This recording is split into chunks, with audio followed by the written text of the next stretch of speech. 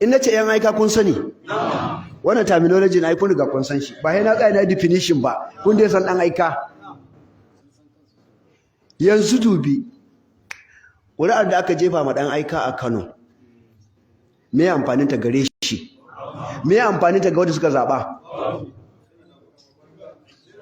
duk wannan ƙuri'ar da aka jefa ma dan aika a Kano me ta amfane shi su wanda suka jefa me amfane su da kun ga abin da na faɗa kenan ce karba ku yi aikin banza abin da fa na faɗa wannan mimbarin shi ce karba ku yi aikin banza ku jefa ma dan aika ƙuri'ar ku ta tafi a banza ku ɓata wa kanku lokaci ka yi PBC ɗinka ka je kayan kati na ƙuri'a ka yi layi ko gane ba ne ka sha wahala ranar zaɓe ka zo ka yi layi ka sha wahala an tantance ka duk ya tafi a banza saboda son zuciyan wani kai ma da naka son zuciyan ka san ba zai ci ba ka san ƙarya ne ko ya ce mun dogara ga Allah Allah ke bada mulki na ga muku na ƙarya yake yi don bai biyo hanya ba ai na yi magana tawakkul ba dai anan bane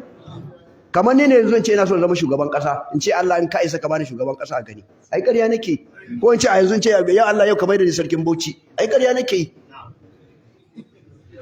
ko ba ƙarya bane ƙarya ne so don Allah mutane mu zama masu tunani kada kai aikin banza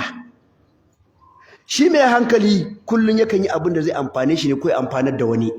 kar kai abin da ba zai amfanar da kai ba ba zai amfanar da wani ba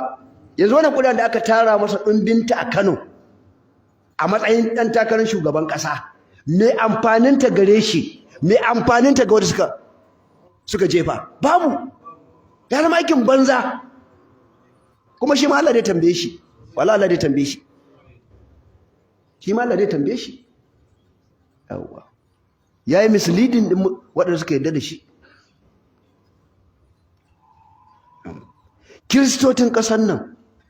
haɗa kai suka yi gabaki ɗaya suka jefa wane ne Peter Obi mun kuma arewa aka raba ta wannan cin amana ne sai sa arewa muke tarwatse saboda irin waɗanda masu son zuciyar muke tarwatse ba shugabanci ba sanin ya kamata mutum damuwan kashin kansa ta sa ya cutar da miliyoyin mutane da damu ba sai za kake ganin su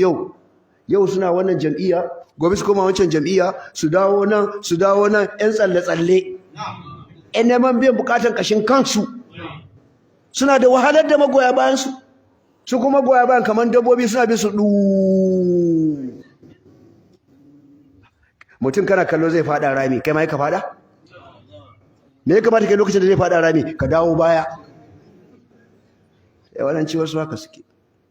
saboda nan a zaben gwamna mai zuwa don Allah kada ku jefa ma dan aika ku yi asaran ƙuri'anku